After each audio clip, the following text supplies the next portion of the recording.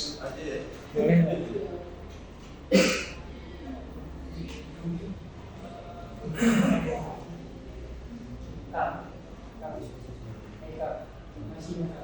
Baik, bismillahirrahmanirrahim. Alhamdulillah, salatu wassalamu ala Rasulillah. Dan kita berjumpa lagi dalam mata kuliah takrib ya. Kalau minggu lalu kita sudah bahas tentang tausik. Tausik itu sudah kita jelaskan, kita sebut kemarin, penilaian hadis menurut orang lain, mencari alamat hadis, kemudian juga memetakan mana tabi dan sahih untuk mengetahui mana yang mutawatir dan mana yang ahad. Nah, untuk kali ini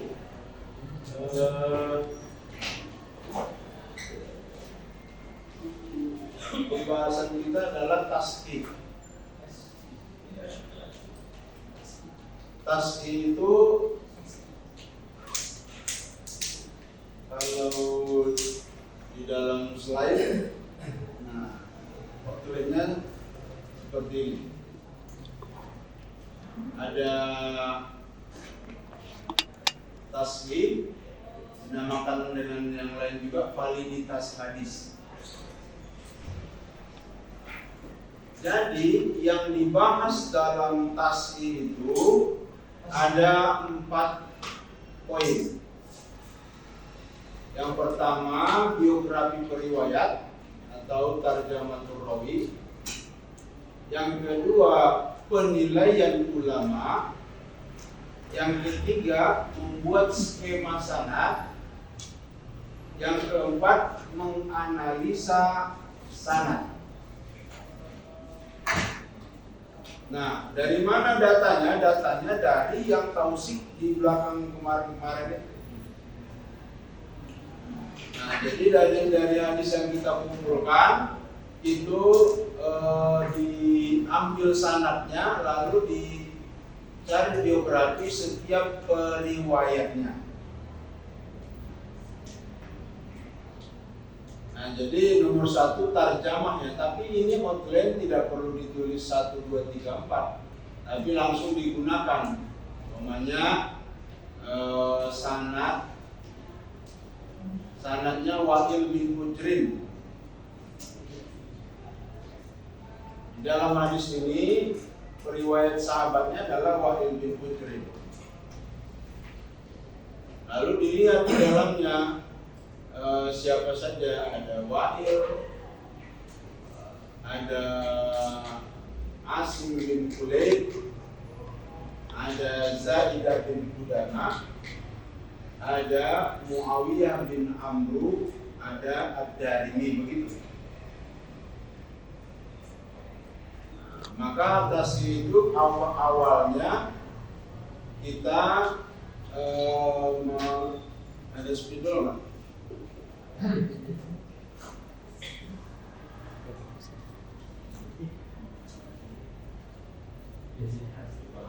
Ya, kita awalnya itu mencari biografi periwayat.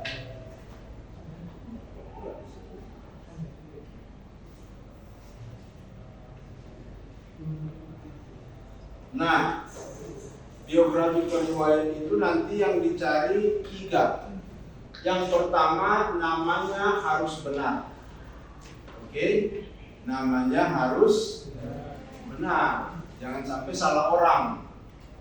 Yang kedua, pastikan mencantumkan tahun wafat. Tahun wafat itu kepentingannya adalah untuk mengetahui apakah dia sezaman dengan gurunya atau muridnya. Gitu. Jadi contoh di sini, Wa'il bin Hujrin ingin diketahui apakah betul bertemu dengan bapaknya Asim, yaitu Kulaib. Cara mengetahuinya apakah dia sezaman, dilihat dari tahun wafatnya. Ya, kalau tahun wafat itu untuk melihat perbedaan umur. Nah, kalau perbedaan umur kita berbeda, anggap 20 tahun atau 25 tahun, 30 tahun. Nah, batasnya itu 40 tahun. Jadi orang dianggap masih bertemu dalam keadaan dewasa jika rentan umur mereka itu 40 ke bawah. Walaupun nanti kalau ada, saya kan umurnya panjang, dia umurnya juga panjang. Nah, kalau Anda bisa dapatkan datanya dan dijelaskan dia berumur panjang, maka itu menyelesaikan. Gugur kaidah tadi harus 40. Jadi itu yang pertama, sebutkan namanya. Cara mencarinya dia ke Maktabah Syamilah. Maktabah Syamilah yang tarjamah ya.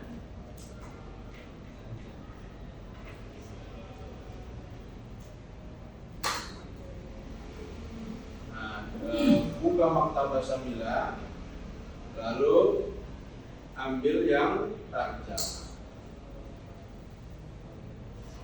Contohnya kita mau nyari Wa'il bin Hujrin. Nah, ketik saja di sini. Wa'il bin Hujrin.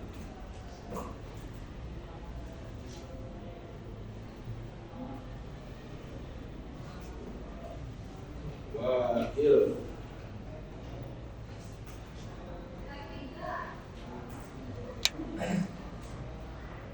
bin Hujrin.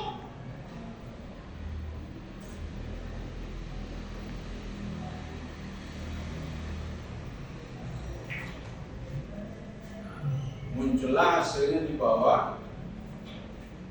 Banyak sekali.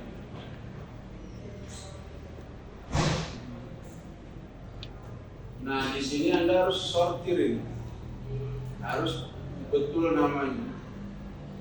Ini ada Wa'il bin Hujrin. Dia seorang sahabat. Karena cuma dia yang bernama Wa'il dalam penemuan ini, maka dapat dipastikan dialah orangnya kan.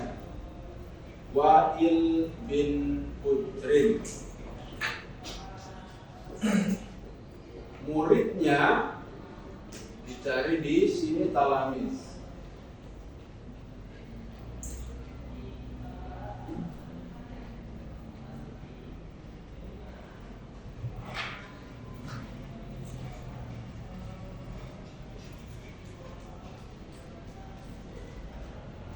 Kita nyarinya siapa tadi itu?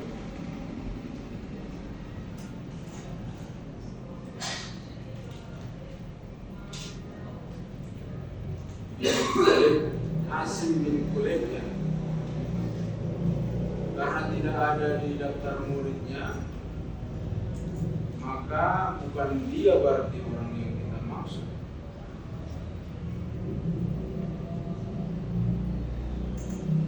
Kita lakukan pencarian ulang karena komputer terkadang salah mendeteksi ya. Wa'il bin Hujrin.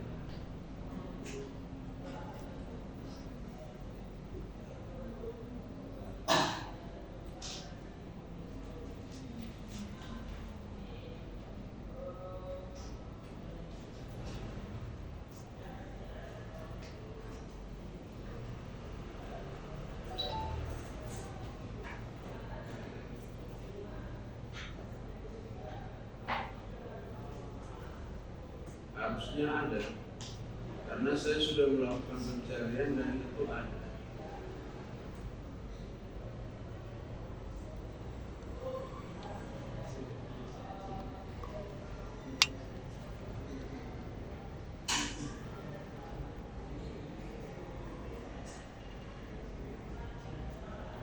Nah, di sini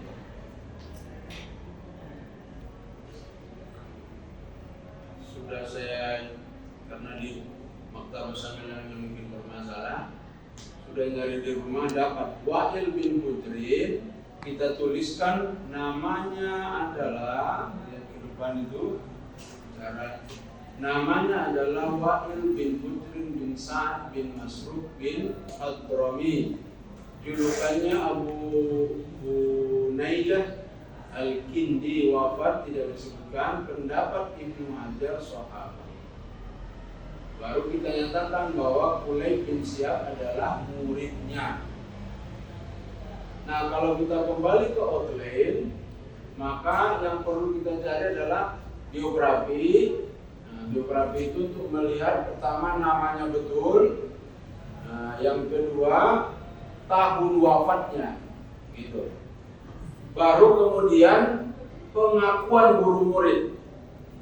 Kenapa harus dilihat pengakuan guru murid? Untuk mengetahui mereka pernah bertemu atau tidak. Cara mencarinya ada di sini. Contoh ya, kita klik salah satu saja. Baru gurunya Wa'il bin Hujrin. Nah, kita lihat Wa'il bin Hujrin ini, apakah dia memiliki murid yang bernamanya Hajar bin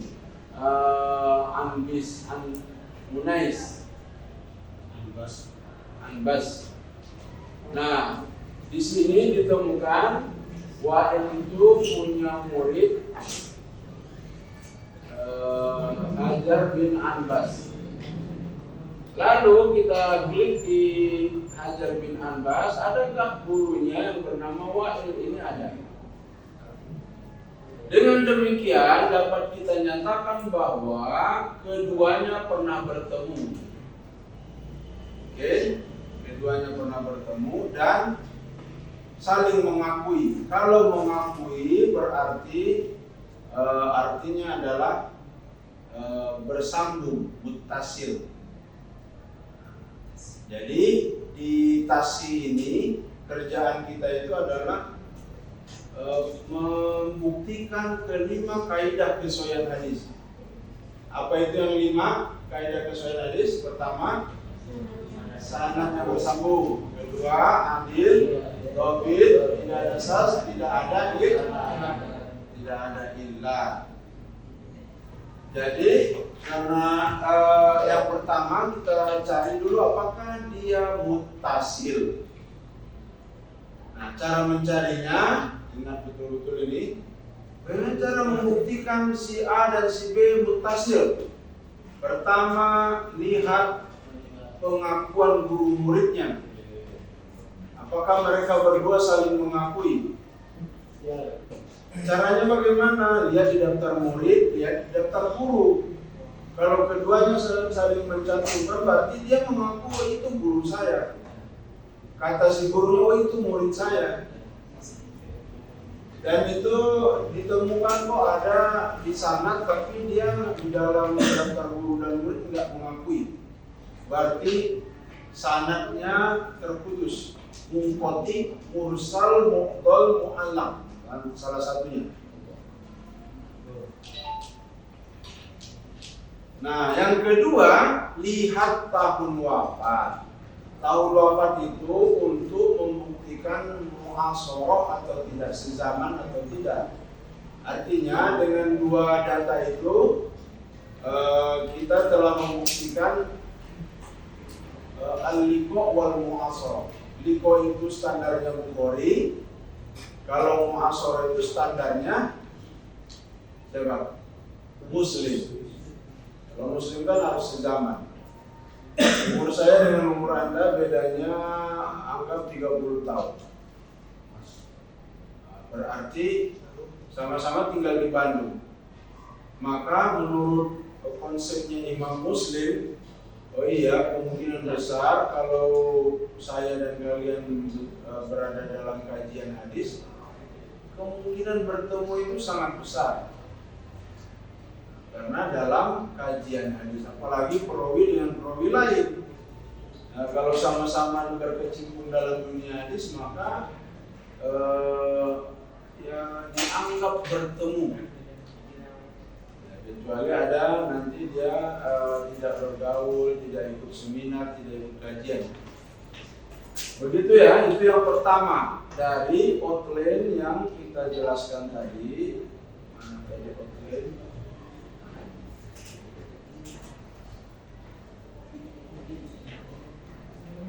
Jadi pengakuan guru murid itu untuk membuktikan dia bersambung atau tidak, bertemu atau tidak, sezaman atau tidak. Gitu. Baru kemudian ra'yul ulama. Ra'yul ulama itu pendapat ulama. Nah, pendapat ulama itu ini dia. Atau sampai di situ ada pertanyaan?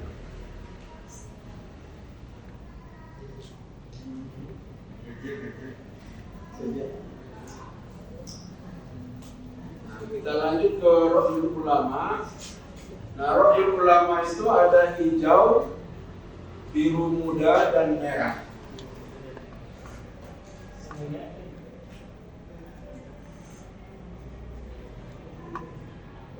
Pendapat ulama ini untuk menentukan apakah mereka adil dan dhabit. Oke, kan kita tadi 5 ya, tasil, bersambung, adil, dhabit. Maka untuk membuktikan kemutasilan sudah tadi. Gitu. Sekarang membuktikan apakah dia adil atau dhabit, itu lihat penilaian ulama. Kalau dinilainya takdir, maka dia adil dan dhabit. Namun penilaian itu di sini ada 6 tingkatan. Yang 6 tingkatan itu pertama Amirul Mukminin fil hadis. Kemudian yang kedua Ausapun Nas atau diulang 3 kali. Sikotun, sikotun, sikotun, atau sikotun sabatun hafizun bisa. Yang ketiga diulang 2 kali. Sikotun sabatun contohnya gitu, atau sikotun sikotun. Yang keempat hanya 1 kali, hanya sikotun atau hafiz saja. Yang kelima labak sabi atau sodukun. Yang keenam fi mahal sidqi. Jadi di sini penentuan sebuah sanad sahih atau hasan atau dhaif. Caranya, jika semua periwayat ada di warna hijau, maka sanad itu sahih. Jika salah satu saja dari mereka ada di biru muda, maka hasan. Kalau merah dhaif. Secara umum begitulah teori dan kaidah beserta langkahnya untuk memverifikasi, untuk menentukan sebuah sanad dari kualitasnya sahih, hasan atau dhaif. Gitu.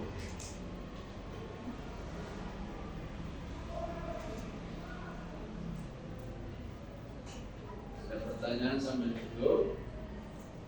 Nah, nanti di dalam skema ra'yul ulama itu langsung diterapkan di nama-namanya saja. Makanya kalau kita lihat di sini kan contoh Kulayb ya.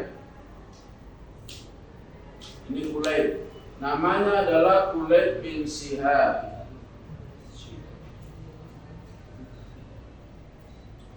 Kulayb bin Shihab bin Mahzun Al-Jarami Al-Kufi. Coba jangan pakai Kulayb, kita pakai Asim saja. Asim bin Kulayb bin Shihab bin Mahzun Al-Jarami Al-Kufi, wafat 130-an Hijriah. Oke. Di bawahnya dia punya murid namanya Zaidah bin Qudamah, wafat 160 Hijriah. Kalau dikurangi antara keduanya, beda kematiannya itu 30 tahun, maka sezaman. Tetapi tidak boleh berhenti di situ. Kita harus lihat apakah saling mengakui Kita lihat Asim, Kulayb bin Syihab adalah gurunya dan Zaidah bin Qudamah adalah muridnya. Dari mana tahu Pak? Dari Maktabah Syamilah, kitabnya langsung. Kita cari Zaidah bin Qudamah ya. Zaidah bin Qudamah.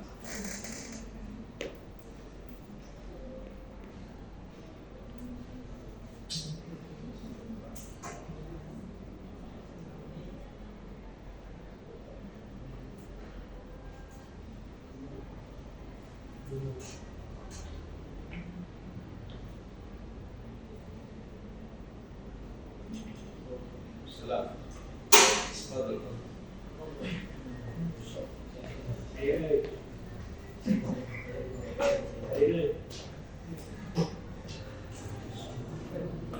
Ya, di sini kita dapat Zaidah bin Qudamah 160 Hijriah. Kemudian menurut Ibnu Hajar dia siqatun sabat. Nah, kita mau memverifikasi apakah betul dia punya guru namanya siapa nama guru itu? Hashim.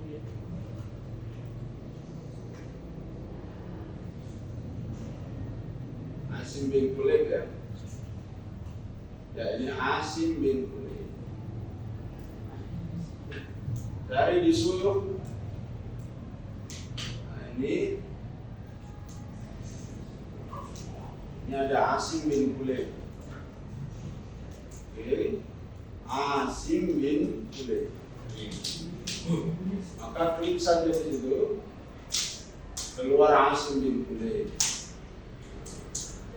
Asim bin Kulayb inilah gurunya. Dia sudah mengakui bahwa Asim gurunya. Sekarang Asim mengakui kan dia muridnya gitu kan. Jadi ditalannya. Zaidah ini Zaidah itu. Artinya data dari Ibnu Hajar, data dari Al-Mizzi sebagai kitab Kamus Rijal menyatakan bahwa Zaidah dan Asim saling mengakui guru dan murid berarti muttasil. Satu sudah kita buktikan dari kaidah keseluruhan hadis. Sekarang lihat, menurut Ibnu Hajar dia siqatun sabatun. Siqatun sabatun itu lihat di warna biru, hijau atau merah. Di hijau nomor 3 ya. Kenapa? Nomor 3. Lalu kita lihat juga Asim. Asim itu dinilai oleh Ibnu Hajar sodukun. Di nomor 5, yang biru ya, biru muda. Jadi satu saja dari mereka dinilai soduk, maka hadisnya hasan. Oke. Walaupun kesananya bagus semua, satu saja ada di nomor 5, maka sanad itu hasan.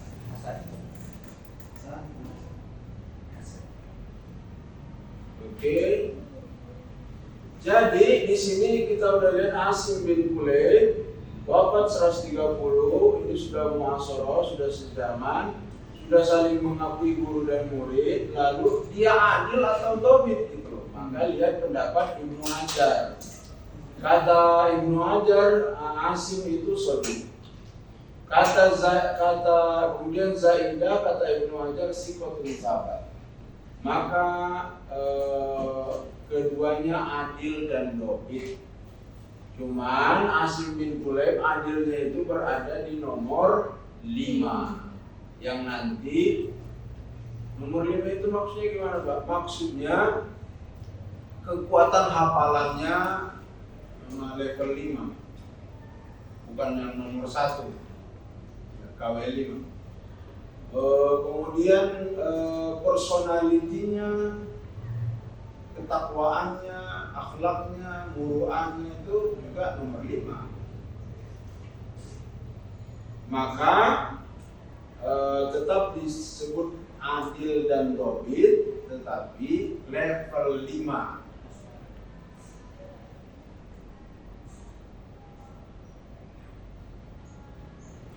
Level 5 yang diuji.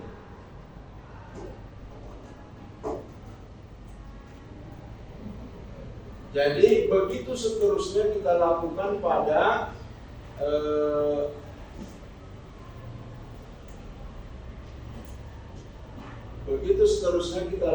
pada setiap sanad.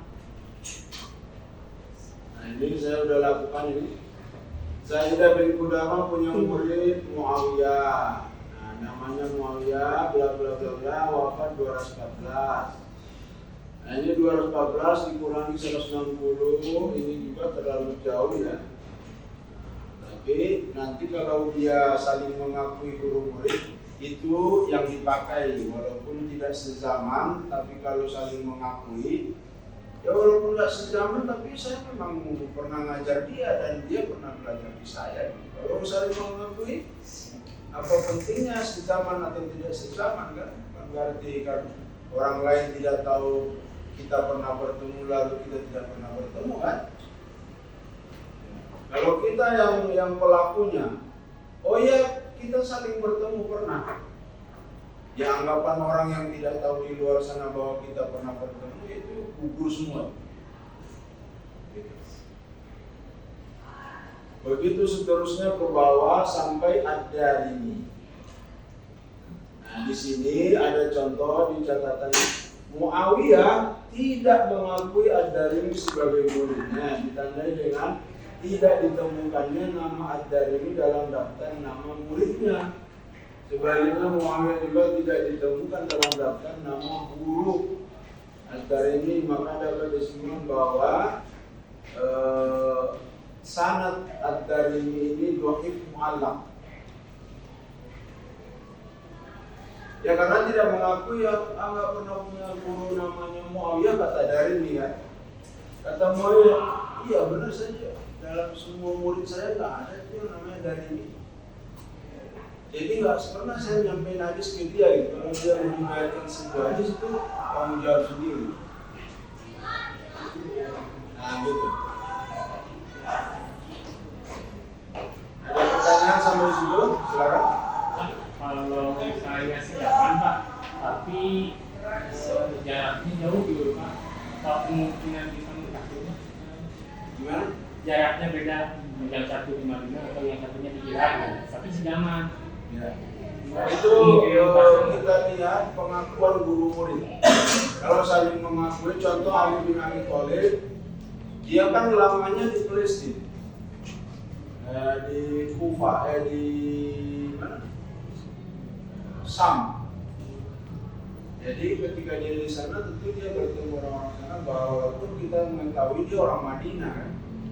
Gitu. Jadi kaidah umum itu gugur kalau dapat dibuktikan kaidah khususnya. Data yang umum tadi dianggap mereka itu sejaman, edukasi ketemu apa, tapi dari segi umurnya sih ketemu gitu. Lalu datang data yang mengatakan bahwa si pelakunya, ya kami waktu itu bertemu di UIN. Gugur yang kalau bilang ini terlalu jauh umurnya, nggak mungkin bertemu gitu. Gugur itu karena data umum dimansuh oleh data yang terperinci. Gitu. Ada lagi? Jadi nanti untuk menakhir kita menentukan sahih atau tidak, data ini yang dibutuhkan. Data ini untuk apa? Untuk memverifikasi apakah dia muttasil, apakah dia adil, apakah dia dobit. Tiga ini menurut Suudi Ismail, menurut beberapa ulama juga sudah dianggap sahih sanadnya saja. Adapun sas dan ilat itu dilakukan penelitian lanjutan, nanti kita coba praktekin di mungkin kalau nggak pertemuan yang depan 2 minggu depan. Oke, gitu. Saya nggak akan nambah materi lagi, soalnya segitu saja dulu. Silakan dicerna. Siapa?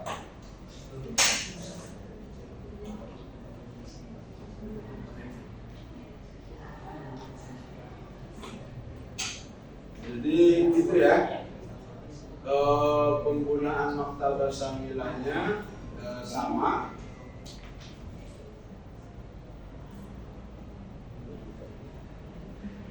Penggunaan maktabah samilanya itu ya sama dengan.